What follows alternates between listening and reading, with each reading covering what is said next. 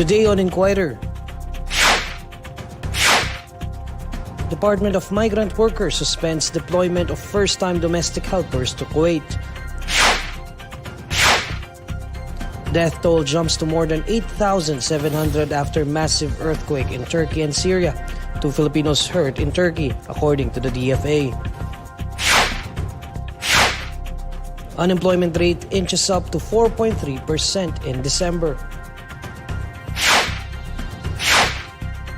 And LeBron James, now NBA's all-time leading scorer.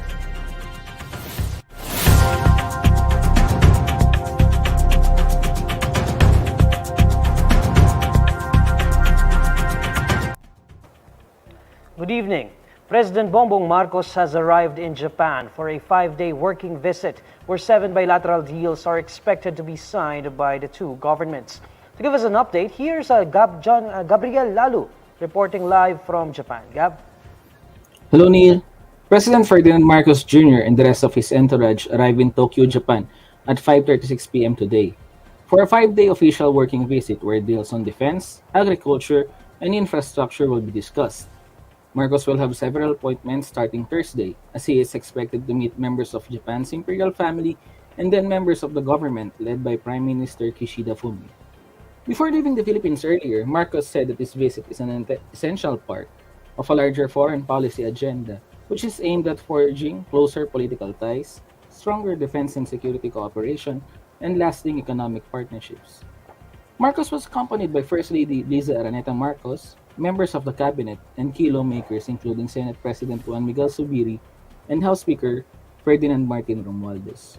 Aside from that, the President will also have other business discussions during his stay, and he will also meet the Filipino community here. Neil? Gab, the President has been criticized in the past for his frequent foreign visits.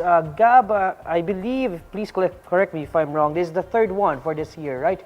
So has the President responded to this criticism? Yeah, you're correct. This is the third foreign trip for 2023. We can remember he visited China for a state visit, and then he went to Davos in Switzerland for the World Economic Forum. Despite the criticisms, the President has been adamant that the Philippines needs to introduce itself. He always says that parang sinasabi niya, I'm the new kid on the block so people have to know me. There's a need for him to go to foreign trips.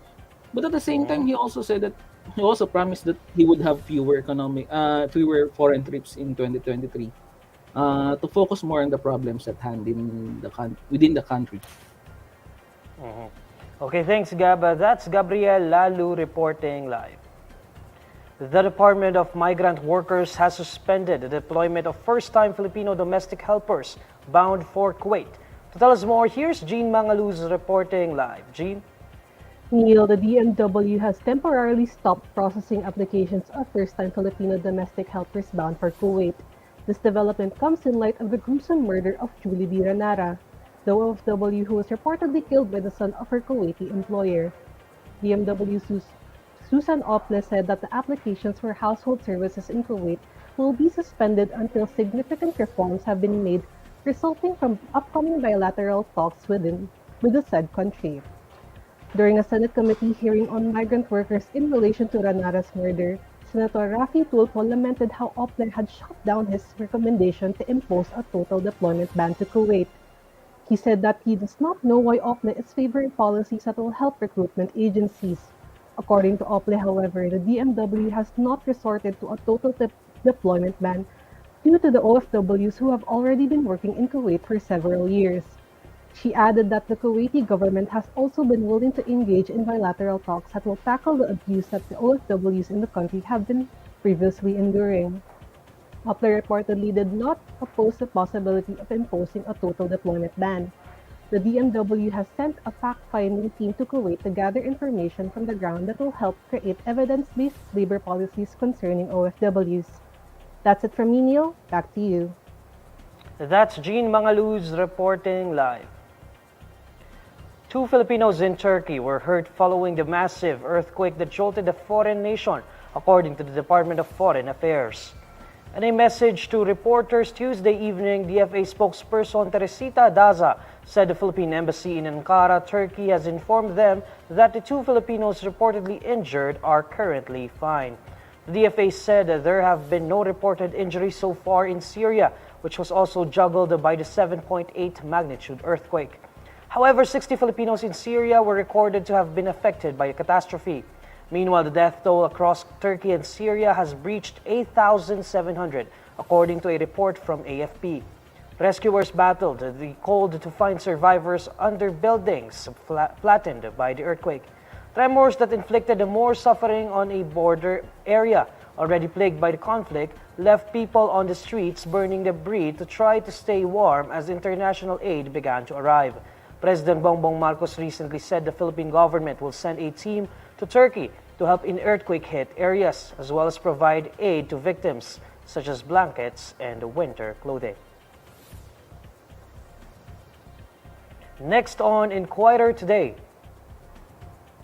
House hearing on Sogie bill disrupted by lawmaker.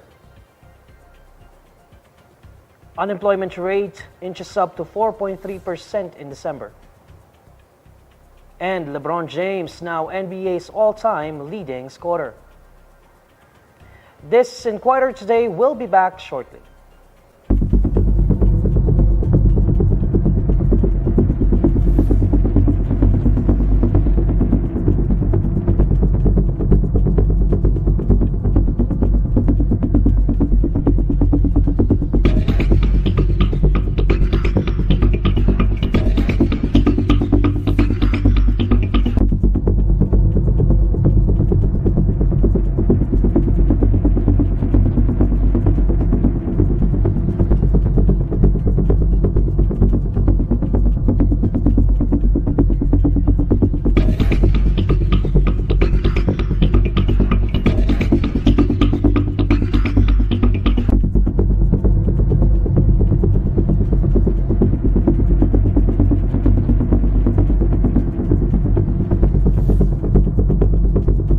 Pumunta po kami sa isang pharmacy po kung saan pwede makapagbili ng mga nursing materials. Habang naghihintay kami ng aming turn po sa line, bigla po namin napansin si nanay na napa-scream. Tapos bigla ang sinash yung neck. Yung pinakauna ko po talagang naisip po is to look for an adult or any other med student kasi marami din kaming pre-med and med students doon who are more skilled kaysa sa akin kasi ang gusto ko lang sana po is mag-a-assist ng kapit nila but they also nagsilayuan kaya since I knew the basics po how to prevent such injuries to worsen kaya ako na lang po yung lumapit kay Mana. When I rushed to her aid po, I did the basics on first aid and that is to apply pressure on the wounded area to intervene with the bleeding. We continued applying pressure sa wounded area. Yung friend ko rin po si Christian Ona na tinulungan din ako na mag-assist kay nanay at saka may worker din po sa pharmacy na nagbigay ng gauzes po sa amin po to put it in behalf sa t-shirt na pinag-put namin ng pressure sa area po.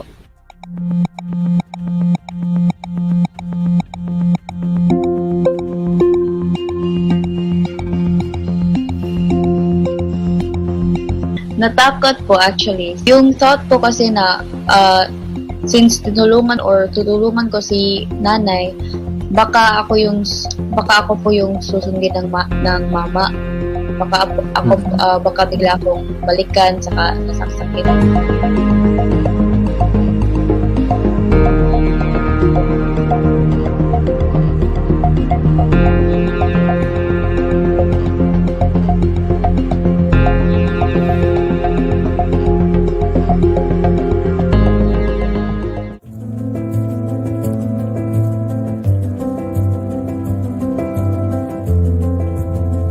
They told me nga if I wasn't there daw po, they wouldn't know kung ano na talaga yung kondisyon ni nanay.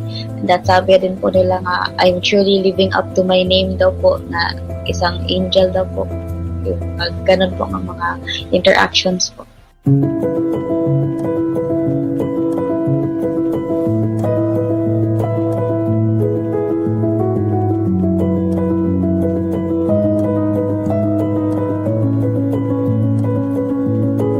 can't blame the other people's reactions po when they were afraid, they got scared. I was also there na nakakatakot rin naman po. Sometimes, especially as a student nurse, parang it's like we dedicate ourselves for the welfare of others. If you can help in your own little way, it would truly be a blessing to others.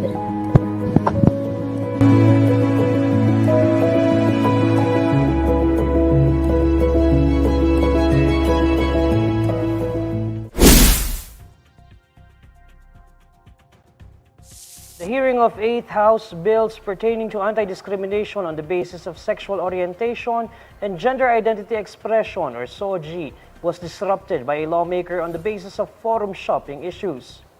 During the hearing of the Committee on Women and Gender Equality chaired by Bataan 1st District Representative Geraldine Roman, Villanueva raised issues of which appropriate committee should handle the hearing of the bills.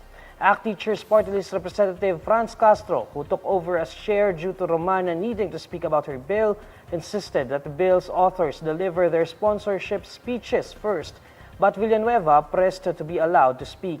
Villanueva said that the hearing is illegal because it is a clear forum shopping. Villanueva, a consistent critic of the Sogie Equality Bill, said that the hearing broke House rules as the House Committee on Human Rights had already discussed bills with similar provisions. However, Roman chose to continue with the hearing as planned. This prompted Villanueva to leave the hearing because of the tyranny of the minority. Roman cleared up that it is not an illegal meeting as the Rules Committee had already given them the clearance. The unemployment rate in the Philippines worsened to 4.3% in December 2022, according to preliminary data at the Philippine Statistics Authority. PSA's data show that the jobless rate of 4.3% in December 2022 is slightly higher than 4.2% in November 2022. In December 2022, the total number of unemployed persons 15 years old and over was at 2.22 million, which is 43,000 more than the 2.18 million unemployed persons in November 2022. National statistician Dennis Mapa said in a briefing that, quote, "The difference between the December and November figures is not significantly different statistically." Mapa said that what was more notable in the latest survey result was those who do not have jobs have better quality work, particularly in terms of longer work hours per week, which meant more income for them. Los Angeles Lakers star LeBron James is now the new NBA's all-time leading scorer after breaking the record held by Kareem Abdul-Jabbar for 39 years. James surpassed Abdul-Jabbar's mark of 38,387 career regular season points during the third quarter of the Lakers' Tuesday game against the visiting Oklahoma City Thunder. James ended the night with 38 points, leaving his career total at 38,390 points, but the Lakers lost 133-130. King James has averaged 27.2 points per game in his career while playing for the Cleveland Cavaliers, Miami Heat, and the Lakers. Not counted in his regular season record, the total are James's 7,631 playoff points, also the most by a player in NBA history. He has played in 266 career postseason games while winning 4 NBA championships.